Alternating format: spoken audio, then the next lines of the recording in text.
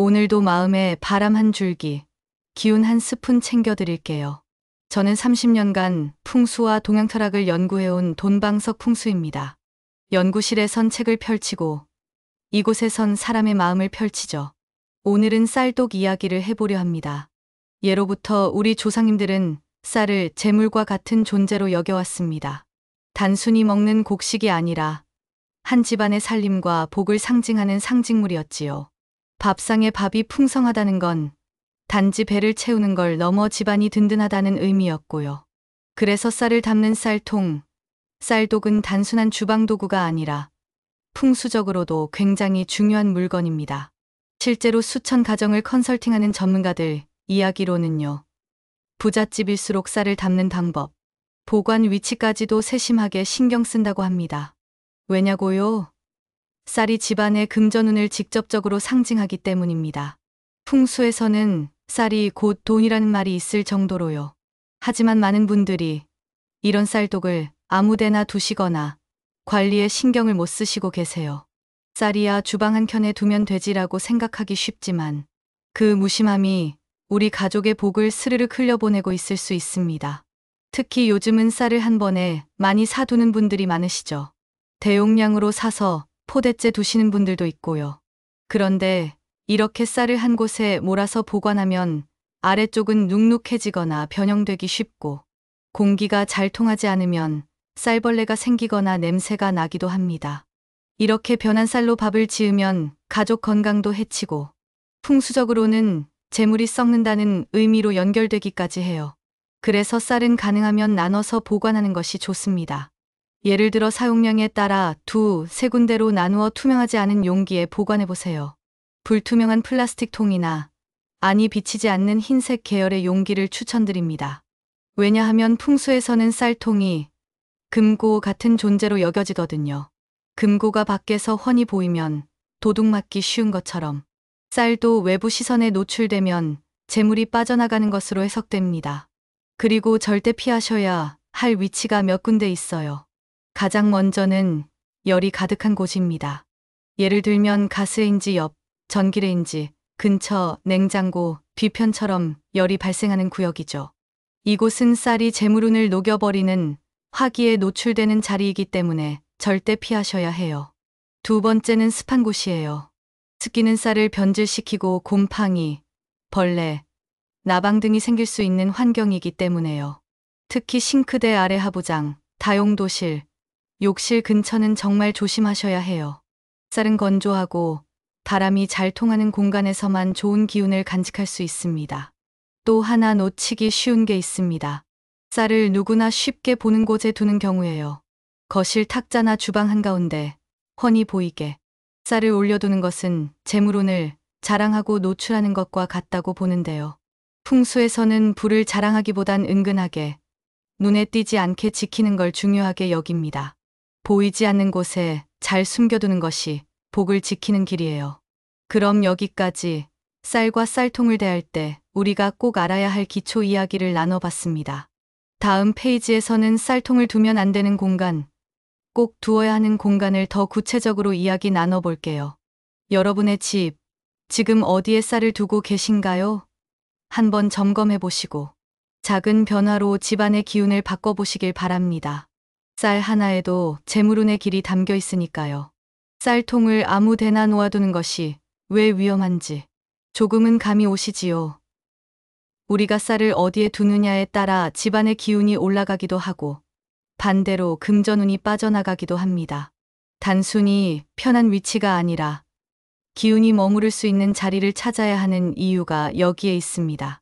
특히 피해야 할 자리는 몇 군데가 뚜렷하게 있어요. 먼저 가장 흔하게 저지르기 쉬운 실수, 바로 열기 가득한 곳에 쌀통을 두는 것입니다. 주방의 가스레인지나 인덕션 근처 혹은 전자레인지 바로 옆에 쌀통을 두시는 경우가 참 많습니다. 그런데 이 열기는 재물의 기운을 녹이고 흩어지게 만드는 화기화치로 작용해요. 쌀은 금전의 상징인데 뜨거운 기운과 너무 가까이 있으면 마치 돈이 불타는 형상처럼 흉하게 작용합니다. 실제로 그 자리에 쌀통을 둔 이후로 이상하게 지출이 많아졌다는 분들도 꽤 계셨습니다. 냉장고 뒤편도 마찬가지예요. 보기엔 서늘할 것 같지만 사실 냉장고 뒤에는 열이 꽤 모이기 쉬운 구조입니다. 특히 오래된 냉장고는 열 배출이 잘 안 되어 뒷공간이 상당히 뜨거운 경우가 많거든요. 그래서 안 보이게 숨겨놓겠다고 냉장고 뒤에 쌀통을 밀어 넣는 건 되려 재물운을 눌러버리는 선택이 될 수 있습니다. 또 한 가지, 자주 간과되는 공간이 바로 습기가 많은 곳이에요. 습한 곳에 쌀을 보관하면 단순히 쌀이 눅눅해지는 걸 넘어서 집안 전체 기운이 무겁고 탁해집니다. 예로부터 습기 찬 땅은 장사도 잘 안 되고 건강운도 떨어진다고 했거든요. 특히 싱크대 아래 하부장, 다용도실 한쪽, 욕실 근처처럼 늘 습기가 차 있는 곳에는 절대 두지 마세요. 이런 곳에 쌀을 두면 곰팡이나 벌레가 생기기 쉽고 이는 곧 재물이 병들고 있다는 풍수적 경고로 해석됩니다. 그뿐만이 아닙니다. 침실 근처, 특히 머리맡에 쌀을 두는 것도 조심해야 할 부분입니다. 가끔 풍수에 관심이 많으신 분들 중에는 쌀을 조금 떠서 침대 머리맡에 두면 복이 들어온다더라 하시며 작은 통에 쌀을 담아 두시는 분들이 계시거든요. 하지만 이건 잘못된 해석입니다. 잠자리는 쉼과 회복의 공간이고 그 공간의 쌀처럼 금전의 상징을 머리맡에 두면 기운이 충돌해서 오히려 수면의 질이 떨어질 수 있어요. 실제로 악몽을 꾸거나 자주 깨는 분들 중 머리맡에 뭔가를 둔 경우가 많습니다. 재물은 재물의 자리에, 휴식은 휴식의 자리에 있어야 조화가 이뤄집니다. 그리고 마지막으로 또 하나 중요한 점. 눈에 훤히 보이는 곳에 쌀을 두는 건 풍수에서 금기 중의 금기입니다. 왜냐하면 쌀은 집안의 금고 같은 존재인데 그걸 사람들 눈에 그대로 보이게 한다는 건 마치 지갑을 거실, 탁자 위에 열어둔 채 손님을 맞이하는 것과 다름이 없거든요. 재물은 조용히, 은근히 지키는 것이 지혜입니다. 거실이나 식탁 위, 주방의 눈에 잘 띄는 공간은 피하시고 찬장 안이나 서랍장처럼 닫혀 있으면서도 습기가 없는 자리를 선택해 주세요. 그렇다면 어디에 두는 것이 좋을까요? 우선 주방입니다. 주방은 쌀이 자연스럽게 어울리는 공간이에요. 밥을 짓는 곳, 가족의 식탁을 책임지는 공간이지요. 단, 아까 말씀드린 열기와 습기를 피해 찬장처럼 서늘하고 공기가 잘 통하는 곳이 좋습니다. 뚜껑이 잘 닫히는 용기에 넣고 깔끔하게 정리해 두면 그 자체로 복을 부르는 자리가 됩니다.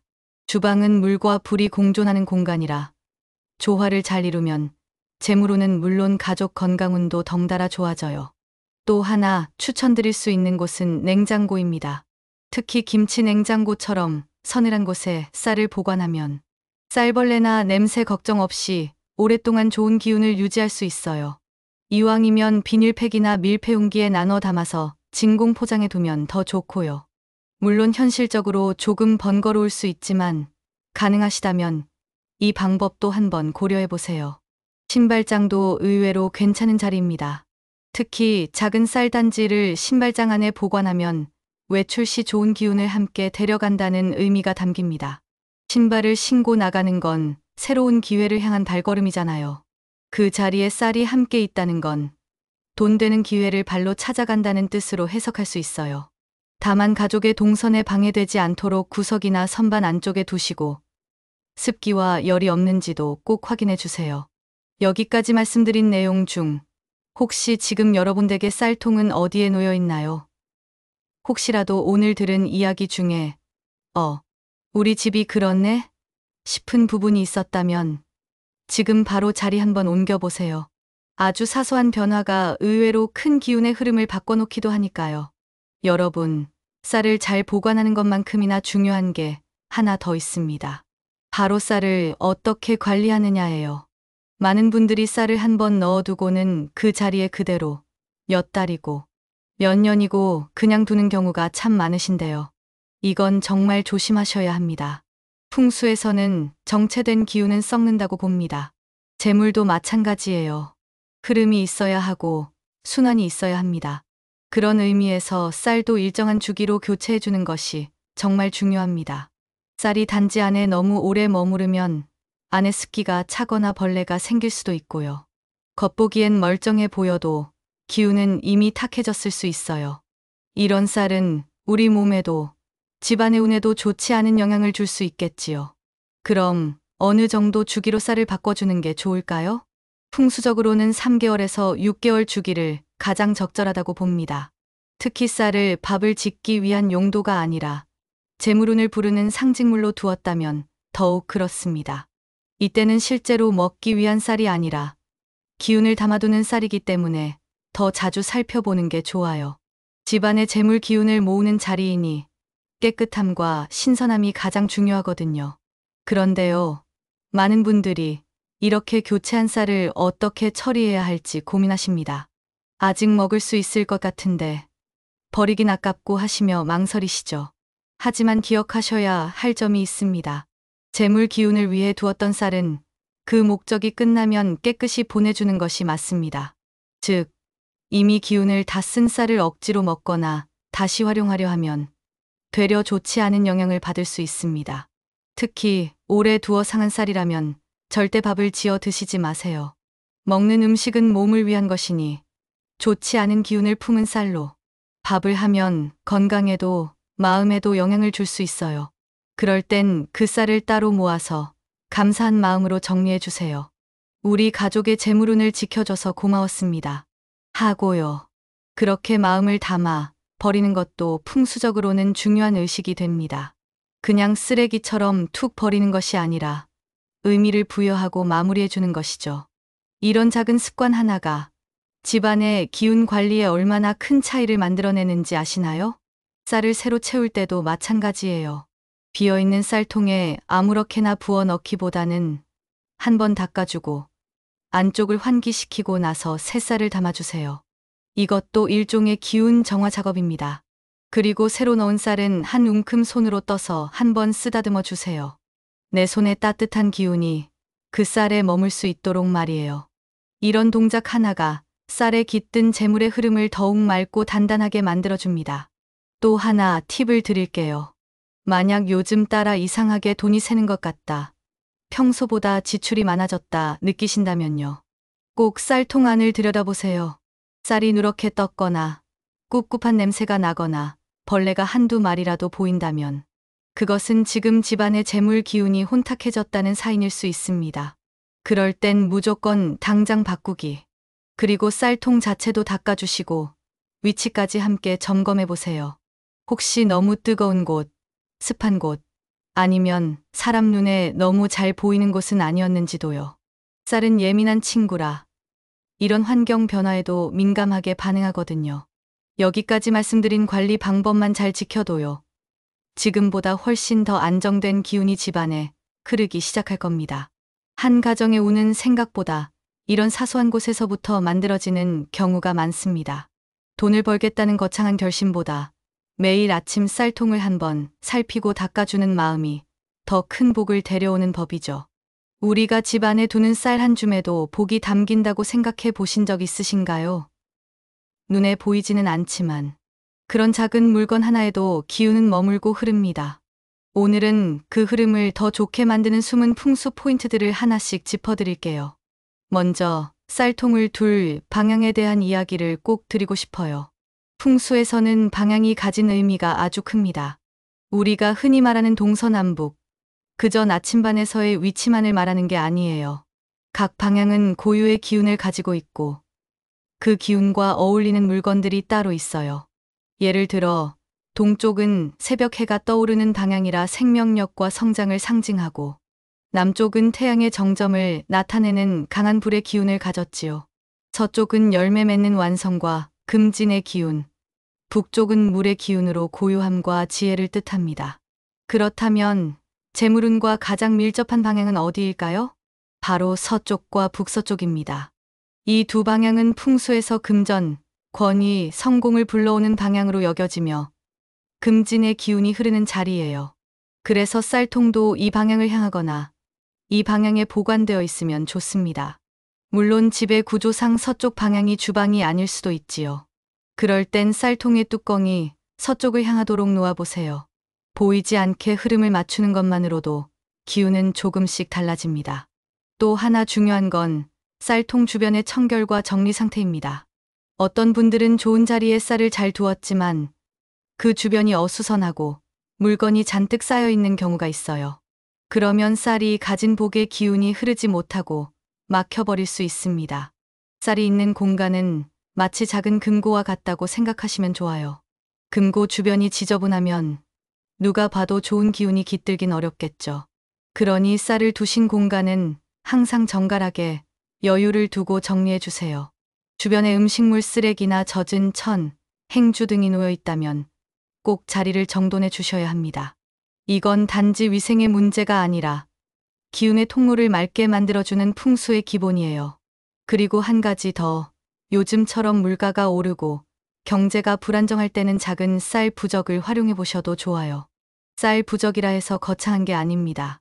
하얀 종이에 깨끗한 마음으로 소량의 쌀을 싸서 서랍장이나 신발장 한쪽에 조심스럽게 넣어두는 거예요. 이 쌀이 우리 가족의 복을 부르고 흩어지지 않게 해주세요 하는 마음을 담는 것이 중요합니다. 꼭 이름을 쓰거나 글씨를 쓰실 필요는 없어요. 마음이 부적입니다. 실제로 이런 방법을 실천하신 분들 중에는 이상하게도 그 뒤로 일거리 문의가 들어왔다. 안 풀리던 매출이 조금씩 움직이기 시작했다 하신 분들도 있었어요. 물론 모든 일이 쌀 부적 하나로 해결되진 않겠지만 마음을 다해 공간을 가꾸고 좋은 기운이 머무를 수 있도록 행동으로 옮긴 그 노력은 분명 결과로 이어집니다. 그리고 여러분, 쌀을 보관하는 용기에도 입구가 있다는 것 알고 계셨나요? 쌀독의 입구는 기운이 드나드는 문과 같아요. 그렇기 때문에 항상 깨끗하게 닫혀 있어야 하며 먼지가 쌓이지 않도록 정기적으로 닦아주는 게 좋습니다. 마치 집의 현관문을 깨끗하게 닦으면 손님이 기분 좋게 들어오듯 재물의 기운도 그 입구를 보고 들어옵니다. 또 한 가지 소소하지만 중요한 팁은 쌀 위에 소량의 천일염을 올려두는 것입니다. 천일염은 예로부터 기운을 정화하고 공간의 탁기를 걷어내는 데 많이 쓰였어요. 쌀통 한쪽에 작은 면 주머니나 종이 포장에 소금을 담아 살짝 얹어두면 쌀이 오래가고 쌀벌레도 생기지 않는데 도움이 됩니다. 무엇보다 재물의 기운이 깨끗하게 유지될 수 있어요. 단, 물기가 닿지 않도록 주의해 주세요. 이처럼 쌀은 단순한 식재료가 아닙니다. 어떻게 보면 집안의 운을 품은 그릇이기도 해요.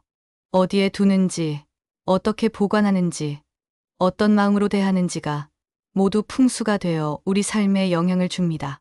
쌀은 그저 배를 채우는 곡식이 아닙니다. 우리 민족에게 쌀은 복이고 기회이며 살림의 근본이었습니다. 조선시대까지만 해도 쌀 한 말로 세금을 내고 혼례를 치르고 큰일을 해결했지요. 쌀이 있느냐 없느냐에 따라 한 집안의 경제력이 결정되던 시절도 있었습니다. 그러다 보니 쌀을 다룰 때의 자세도 특별할 수밖에 없었고요. 지금처럼 편의점에서 즉석밥을 사 먹을 수 있는 시대에는 쌀이 주는 의미가 흐려졌지만 풍수에서는 여전히 쌀을 재물 그 자체로 봅니다. 특히 쌀을 담는 그릇은 곧 가정의 금고라고 여겨요. 그리고 그 금고를 어떻게 대하느냐가 집안의 흐름, 복의 흐름을 결정짓는다고 봅니다. 그런데요, 여러분. 쌀을 아무리 좋은 자리에 두고 좋은 통에 담는다고 해도 우리가 무심하게 대한다면 그 기운도 점점 흐려지게 됩니다. 풍수는 결국 마음의 과학이기도 하거든요. 복을 불러들이는 공간은 단순히 물건의 위치로만 완성되지 않습니다. 그 공간을 아끼고 감싸고 돌보는 마음이 함께할 때 비로소 완전한 기운이 됩니다. 한번 이렇게 생각해 보세요. 우리가 밥을 지으려고 쌀을 씻을 때 마음이 바쁠 때는 막 헹구고는 물 부어버리잖아요. 하지만 마음을 조금만 가라앉히고 쌀을 천천히 씻다 보면 그 물이 점점 맑아지고 손끝으로 전해지는 감촉도 다르게 느껴집니다. 바로 그 순간이 집안에 복을 빚는 시간이 되는 거예요. 쌀은 우리의 정성과 태도를 고스란히 반영합니다. 그래서 쌀을 보관하는 쌀통 하나라도 너무 오래 방치하거나 먼지가 앉은 채로 내버려 두면 그것은 단순한 관리 소홀을 넘어서 우리 집 복을 등한시하고 있다는 무언의 신호가 됩니다. 반대로 작고 평범한 통이라도 깨끗이 닦고 정돈된 곳에 놓고 하루에 한 번이라도 눈길을 주고 뚜껑을 닫으며 고맙다 생각하는 마음이 있다면 그 통은 집안의 기운을 든든하게 받쳐주는 복의 그릇이 되는 거예요. 풍수에서 가장 무서운 건 기운이 고인 것입니다. 물도, 돈도, 마음도 흘러야 합니다. 쌀도 마찬가지입니다. 썩지 않게, 막히지 않게 막연히 쌓아두는 것이 아니라 돌보고, 나누고, 교체하는 것이 운의 흐름을 여는 핵심입니다. 그래서 부잣집일수록 쌀 보관을 더 신경 쓰는 거예요. 그들은 쌀 자체가 가진 의미를 아는 사람들입니다. 쌀을 많이 보유하는 것이 부자의 조건이 아니라 그 쌀을 어떻게 다루느냐, 그 자세가 이미 그 집의 운을 만들어가고 있는 것입니다.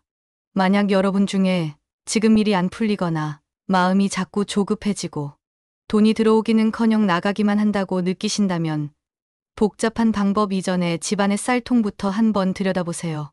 그리고 이렇게 물어보세요. 이 쌀은 지금 기분이 어떨까? 잘 쉬고 있을까? 내가 너무 무심하지 않았을까? 이런 마음이 바로 풍수의 출발점입니다.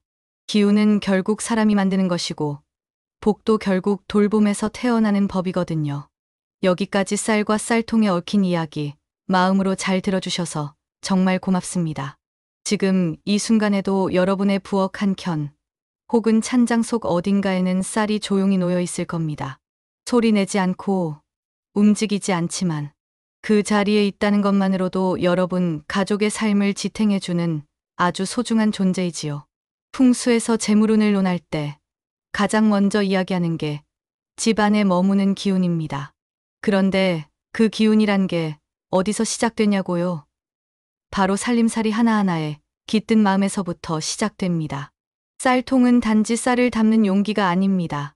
그 안에는 여러분의 정성, 가족을 위한 마음, 그리고 삶을 지탱하는 책임감이 함께 담겨 있어요.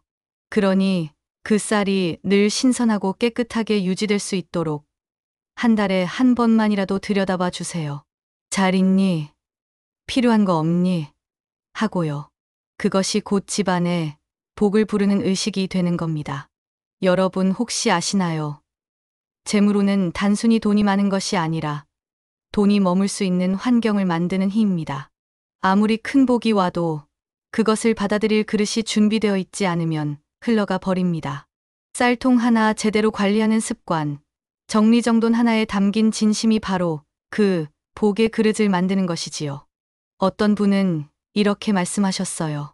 우리 집은 작고 오래됐지만 내가 매일 쌀을 정리하면서 마음이 평안해졌어요. 그랬더니 아이가 아프던 것도 조금씩 나아지고 이상하게도 자잘한 돈 걱정이 줄어들었어요. 기운이라는 건 보이지 않아도 이렇게 삶을 조금씩 바꾸어 줍니다. 그리고 그 시작은 늘 사소한 곳에서 옵니다. 눈앞에 보이는 쌀통 하나, 하루의 밥 한 그릇, 그 안에 담긴 따뜻한 마음이 바로 그 시작점입니다. 마지막으로 꼭 드리고 싶은 말씀이 있어요. 돈이 많아야 부자가 되는 것이 아닙니다. 내가 가진 것을 귀히 여기고, 아끼고, 깨끗이 돌보는 사람, 그 마음이 복을 부르고 재물을 지켜냅니다. 우리는 쌀통 하나로도 운을 바꿀 수 있고, 식탁 하나로도 기운을 바꿀 수 있습니다. 가족들이 함께 웃을 수 있는 따뜻한 식사 한 끼, 집 안 가득 퍼지는 밥 냄새, 그 모든 것들이 복입니다.